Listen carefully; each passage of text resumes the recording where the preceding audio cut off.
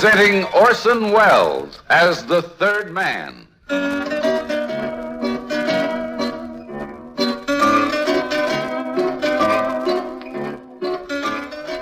The Lives of Harry Lime.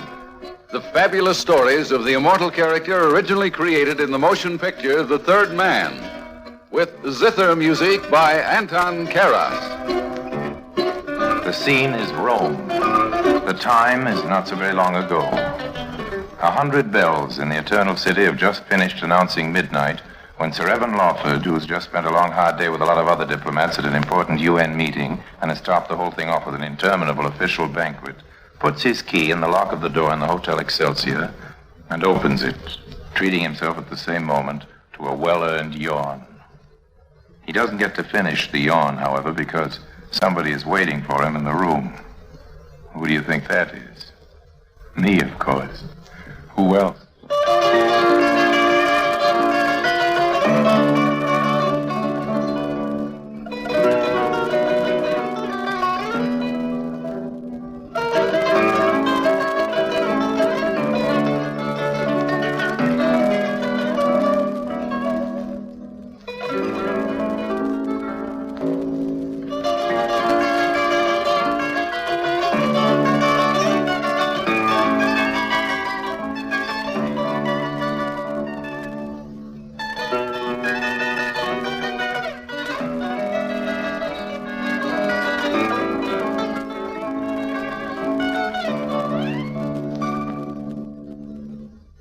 And now, Orson Welles as Harry Lime, the third man. In today's story, Harry Lime joins the circus.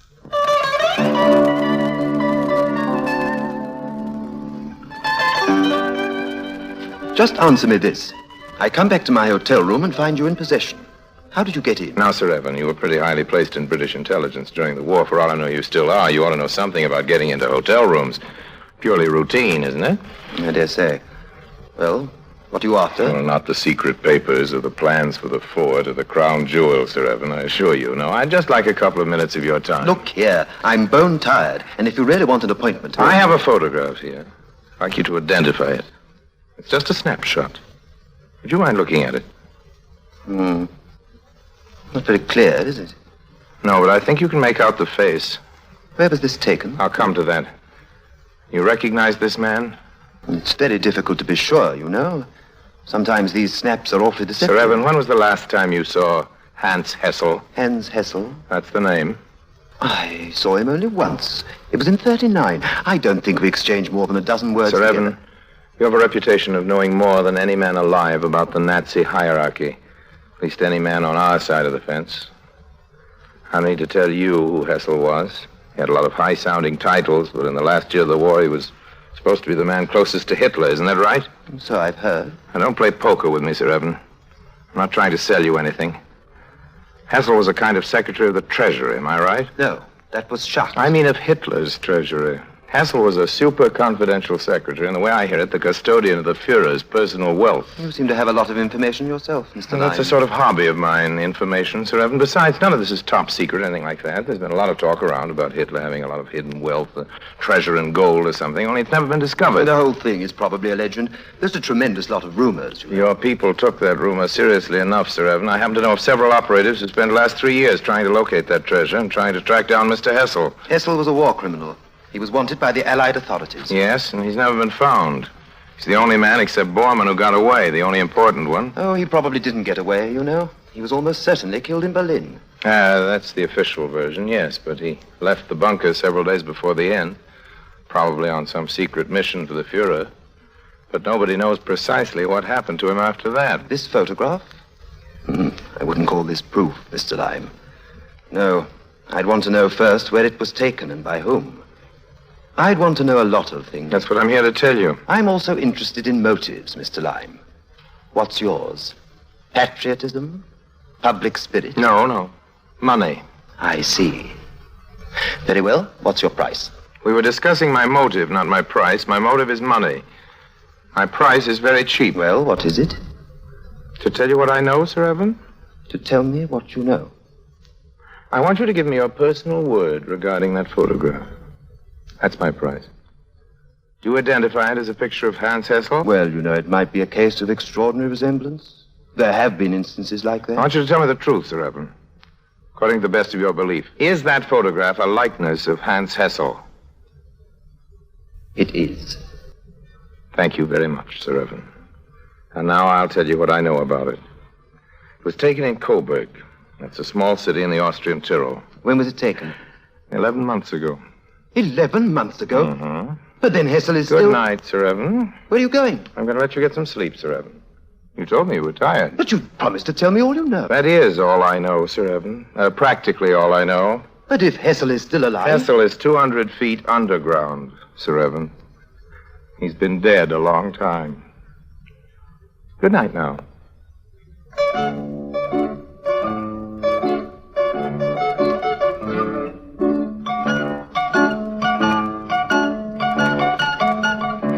You know, I didn't have anything particular in mind when I took that photograph.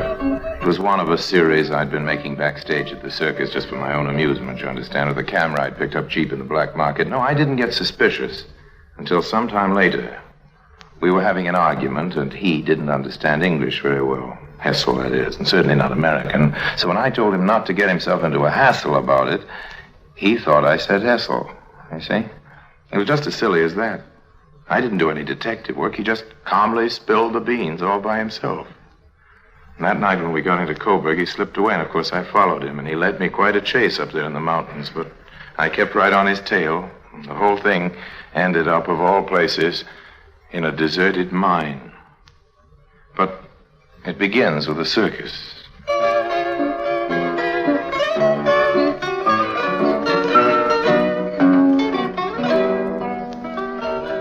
But the star of the show was Louisa. She was a high wire artist, also doubled on the trapeze. Not a great act. Nothing to telegraph John Ringling North about, you understand. Nothing for Madison Square Garden, but a good act all the same. I used to enjoy watching it. It was my job to help rig the apparatus, you see, or rather, that was one of my jobs. I also helped put up the big top with 6 or 7 other overworked characters like myself, and also with a good deal of assistance from Juju the elephant. We packed up the show at night and got it rolling on to the next town. Altogether, it was too much like work for my taste. But it was interesting for a while. Well, a circus, you know, is a wonderful place for a gentleman who is, as it is technically known, on the lam. But we weren't talking about me. We were talking about Louisa, weren't we? Louisa, the high wire artist. 18 she was at the most. Half Belgian, I think. The rest of it was German. Her folks had been in show business, too, but mostly the big German cabarets, I gathered. Anyway, they were dead. Her folks, killed by the Nazis. I didn't like to pry into other people's sorrows, but she was a lonely sort of kid, and I'd been nice to her, which was easy. She'd taken to confiding in me. So you haven't any relatives at all? No, I haven't. I haven't anybody. Mm. You see, we always kept very much to ourselves, my mother and Daddy and I, but we were very close. Father almost went crazy when it happened. Do you mind if I tell you about it? Not if you want to. I have never told anybody before. Not what really happened. You see, they came first for my mother. They took her away to one of those camps. We never knew which it was or when she died or how. My father tried to go on, you know, working. But it was very hard. They made him a soldier, and he'd lost his leg on the Russian front. So, of course, there wasn't much he could do, but he kept on training me, and somehow we managed. I don't know how, but we did. And then they came for him. They would have taken me, too, but I wasn't there. It just happened I was off somewhere trying to get something to eat. And Harry, you know what they did to my father. You really want to tell me? Yes, I want someone to know. Such things should not ever be forgotten. They didn't take him to a camp, Harry. This was in the beginning of 44. Did you ever hear of Hessel's Mobile Liquidation Squad? No. Well, it was the invention of that Hessel. He was one of the top Nazis, you know, toward the end. He never allowed himself to be photographed, but we heard about him all the same. He had trucks that went around to all the little towns. The trucks were really portable gas chambers, and they used to load the people into the trucks and kill them that way. It saved a lot of time and money.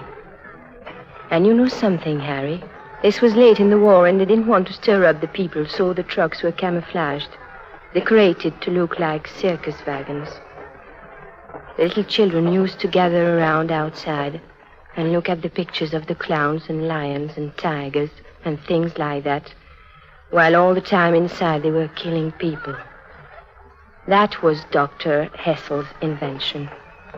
Well, you shouldn't keep thinking about it. It doesn't do any good. I think of that man all the time, Harry. What man? Hessel. I told you. The man responsible for that wagon. Hessel was his name. I don't know what he calls himself now. But he got away, you know, Harry. He escaped from the bunker and was never found. But someday he will be found. Be sure of that. There are many of us all over the world looking for him, and someday one of us is bound to succeed. I only hope it's me. I don't believe you. What do you mean? Oh, I believe your story, all right. It's just this vengeance business that doesn't convince me. Of course you feel bad about it. I don't blame you, but stop trying to act tough, baby. You can't make it. You're just not the type. You're wrong. Wait till you know me better.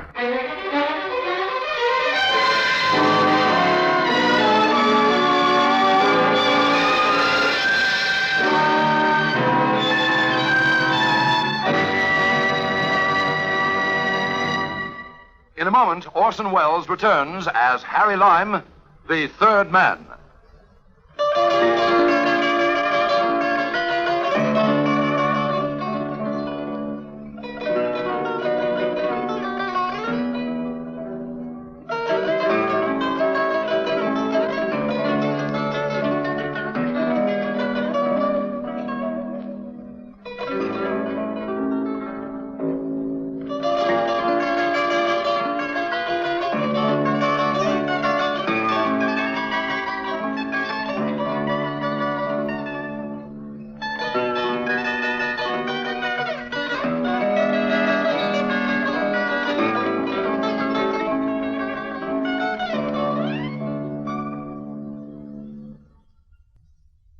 And now, Orson Welles, as Harry Lime, the third man, continues in today's story. Harry Lime joins the circus.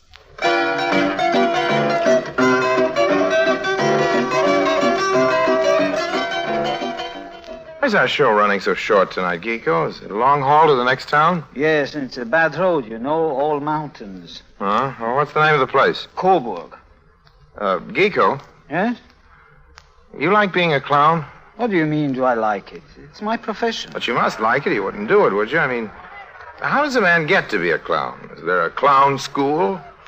Did you graduate from it with a degree? I have a degree, Harry, but not as a clown. As a lawyer. But that is much the same thing, is it not? A lawyer and the clown. Particularly nowadays when they are making here in Germany a mockery of justice. Okay, old man, okay. Don't get yourself worked up about it. I just wanted to know. I'm not worked up about it, Harry. I'm always the control, the perfect control. Yes, I paint on my face the big smile, and nobody knows what I feel. You know the trouble with you, Geeko? No, I do not know the trouble with me. What is the trouble with me? You're corny. Corny? Corny and square. I do not understand you. You wouldn't. Listen, that routine about the clown with the painted smile and the broken heart is so tired it squeaks. Explain, please. What is your meaning? This Pagliacci routine, I don't buy it. Buy? Man. Buy? Who is offering anything for sale? I mean, I don't believe it. Now, don't get in a hassle over it. You! Hey, get your hands off my throat. You do not believe. You do not believe. What is there not to believe? I'm a clown, I tell you. That is all I am. A clown. What proof have you that I am anything else? Well, I ask you what proof. Sorry, old man. I loathe hitting people, but there wasn't any alternative. You can't start choking a fella to death and expect him to answer your questions at the same time. You wanted to know what proof I had. Well, I didn't have any. I didn't even have a suspicion. You got the whole conversation scrambled up in that thick skull of yours. You don't have the remotest idea what I was talking about, do you, Geeko? No, I didn't. Well, stop cringing like that. It isn't pretty. You can get up. Come on. I'm not going to hit you again.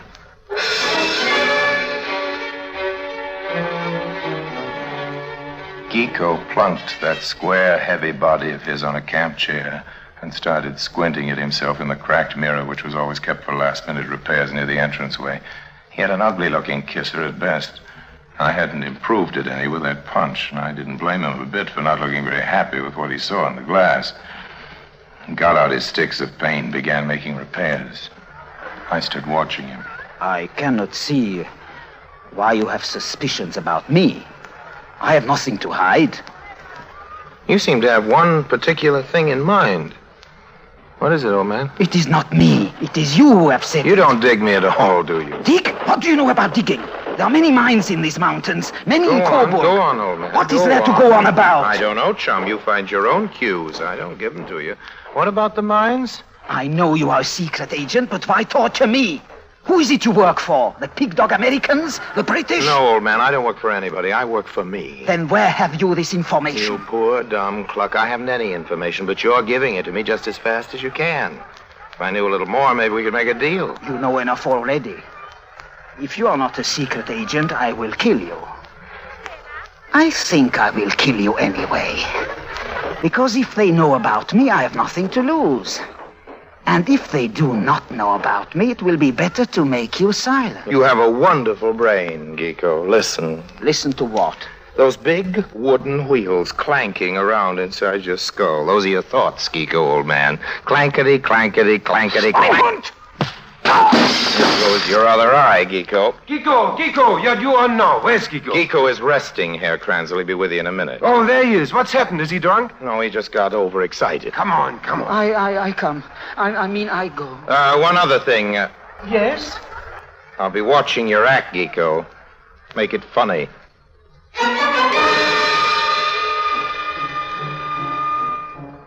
After the circus was packed up and just getting underway, I saw him sneaking off into the shadows. Now, Curiosity is my middle name, so I followed. Harry Lime being the rest of my name, I was very careful that Geeko didn't see me.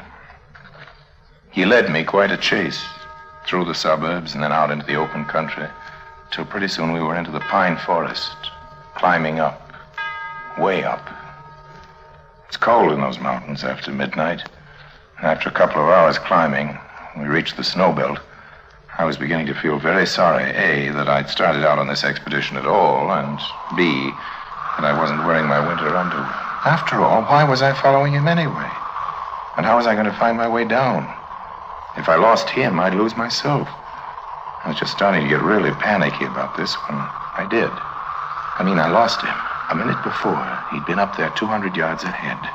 A dim figure in the forest, bobbing in and out among the trees, but still visible. But now he was gone. No, he hadn't fallen into a crevasse. He hadn't fallen at all. He'd let himself into that deserted mine. I finally found the mouth of it. Peering down, I could just make out a flicker of a flashlight. It was lonely out there in the forest, so feeling a little bit like a fool and a little bit like Alice in Wonderland going into the rabbit hole, I climbed down after him. Well, it isn't easy to sneak up to a man in a mine. You get just so far, and then you stumble on a rock. At least that's what happened to me. Who's there? Who's that? There's somebody here. I know it. No, boss, there ain't nobody here but us chickens. So it's you. You followed me. That was foolish, and you shall pay for being foolish. I have a gun in my hand, and I do not think there'll be anybody to hear me fire it except you. Well, if there's nobody to hear, I guess we can have a little roughhouse.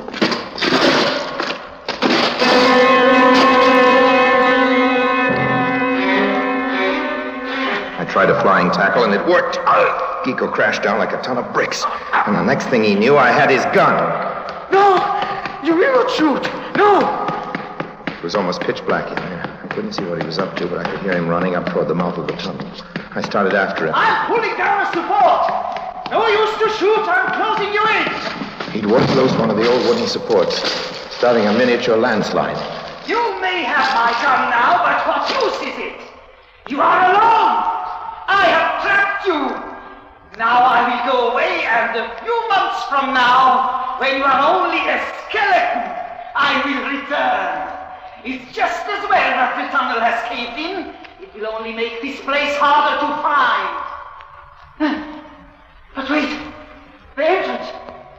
My side of it is black too. You mean you've trapped yourself too, old man? The support. The supports? They were more rotten than I thought. Tough luck, old man. The whole front of the roofing has collapsed. Looks like you've outsmarted yourself, doesn't it? Very soon, there'll be no more air. Yeah. No more air. Yes, and it won't be very pleasant. I'll tell you frankly, old man, I can think of 100 million other people I'd rather be trapped in a mine with. Shut up. Why should I? You're stuck in your part of the tunnel, so you can't make me. Besides, there's nothing like a little conversation to keep up the morale. Or would you rather sing a hymn? I know, let's play a game. Questions and answers. That ought to keep us busy till the oxygen gives out. First question, you are Hessel, aren't you? I say you are Hessel. What is it to you? What have you hidden here in the mine? Gold? Paintings, antique silver, tapestries, the most beautiful things in Europe. I see, art treasures. This is a museum, and now the world will never see it. I know. You kiddies are all jumping up and down in your little cribs by now, demanding to hear whether or not your Uncle Harry smothered to death down in that bad old mine. Well, he didn't. Now, it seems a young couple from New Jersey, God bless them, who were up in those mountains for their honeymoon, happened to stop in the mouth of the tunnel to fix their skis or something. But this was the next afternoon, and Herr Hessel, alias Geeko, had gone completely off his rocker. He wouldn't stop talking to himself, or rather yelling. You see, if Hessel hadn't babbled, the young couple from New Jersey wouldn't have heard anything, wouldn't have known we were trapped in the mine, wouldn't have gone for help, and I wouldn't be here now to tell the tale. As it was, the rescue party was a long time getting down to us. They got me out first, not by choice, but because my shaft, my part of it, was easier to clear.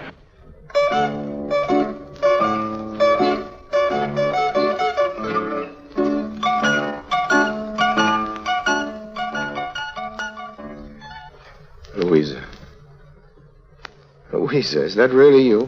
Yes, Harry. Just finished the drink. What happened, Louisa? What are you doing here? Nothing really, just trying to help. Nothing? Nothing, she says? Ach, what modesty has the young Fräulein.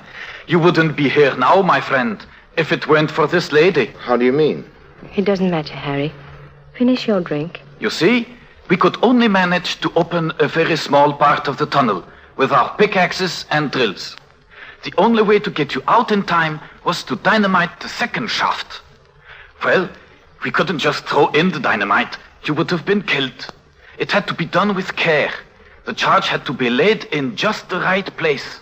And the only person small enough and also smart enough and athletic enough to do the job was this young Fräulein from the circus. Now, just a minute. I'll go get you some more schnapps. That means you saved my life, Louisa. Louisa, why are you crying? Oh, please don't, honey. Here, take my handkerchief. Oh, Harry, don't you understand? Geeko was Hessel. Sure, I understand. I'm the one that found out. But I'd sworn to kill him, Harry, and now I'm going to save his life. Well, that does seem a waste of your good time, Louisa. Besides, how did you find out? You had told me when I was down there laying the charge. And now what I've done is save the life of the man I'd dedicated my whole life to killing. Well, maybe it's just as well, honey. After all, vengeance is a pretty messy sort of racket.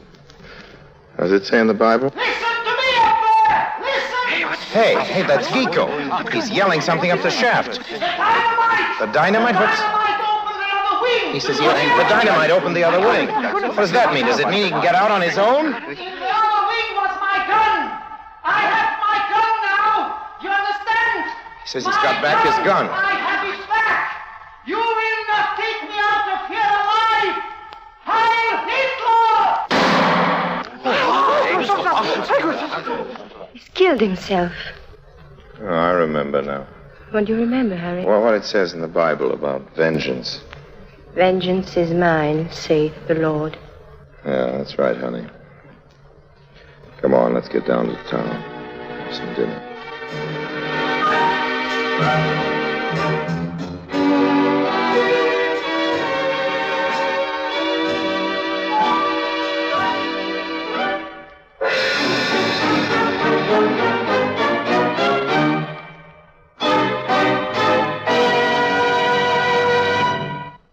Harry Lime returns in just a moment.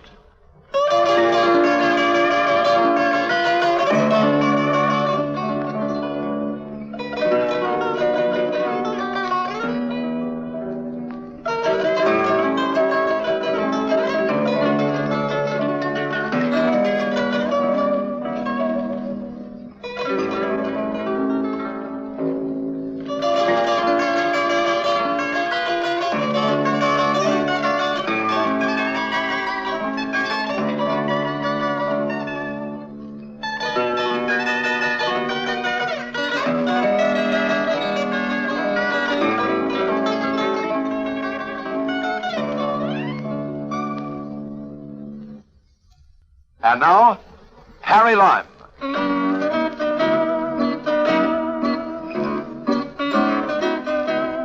Now that I have Sir Evan Lawford's word for it that Hessel really was Hessel, I'm getting together a little expedition in Bavaria to dig up all that buried treasure. Nothing official, mind you. No reason to let the authorities into a good thing like that. Trouble is, I need money, quite a lot of it. I never seem to be able to get it all together at one time. That's the worst of my line of business, as I always say. Crime doesn't pay. So long now.